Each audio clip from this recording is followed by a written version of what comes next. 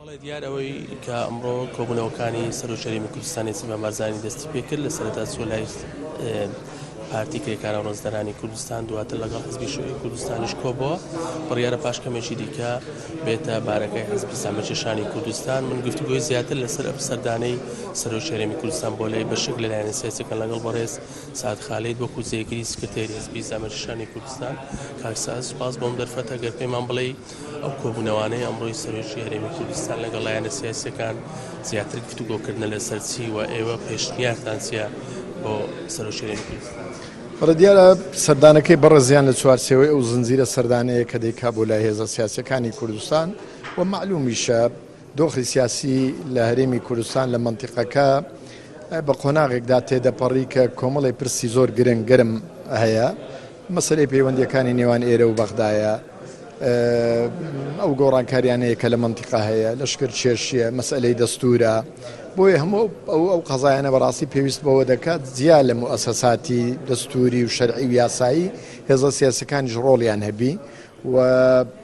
ئێمە ئومێ دەکەین کە سەرۆکایەتی هەرێمی کوردستان ئەم دەستگایە بێ، ئەم دامەزراوە بێ کە بە یەک مەسافە سەیری هەموو لایەنە سیاسەکانی کوردستان بکە و هەوڵ بدات چەترێک بێ بۆ کۆکردنەوەی هەموو هێزە سیاسەکانی کوردستان. چکە خۆتان نەزانن تەبیعەتی سیاسی یان تەبیعەتی قۆناغی سیاسی لە هەرێمی کوردستان ئەوە دەخوازێ کە ئێمە بە ئەوی موقعیەتی ئەو هەرێمە بەهێز ببێ لایەنی کەمی لە یەکتر گەیشتن لە نێوان هێزە سیاسیەکان هەبێت کە بەداخەوە نەبووە و یەکێک لە خاڵە لاوازەکانی هەرێمی کوردستان لە 1-2 ساڵی ڕابردوو ئەوەیە و خۆتان نەزانن جا ئەو مەسەلەی ڕەنجی داوەتەوە لە مەسەلەی دانووسانەکانی بینی ئێرە و بەغدا لەو کێشانەی کە ئێستا هەیە لە لەشکر کێشیەکان لە حتا مەسەلەی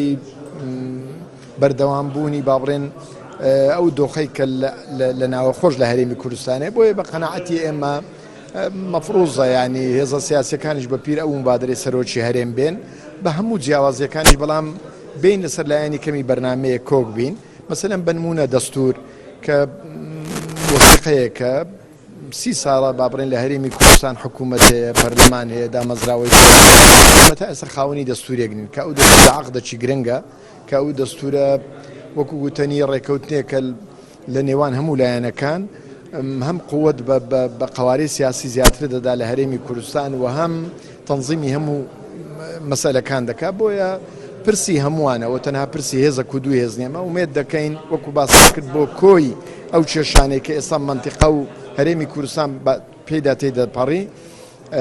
سەرۆکایەتی هەرێم بتوانێت ئەو ڕۆڵە ببینی کە هەموو لە هێز لایەنە سیاسیەکان لێکتر نزیک بکاتەوە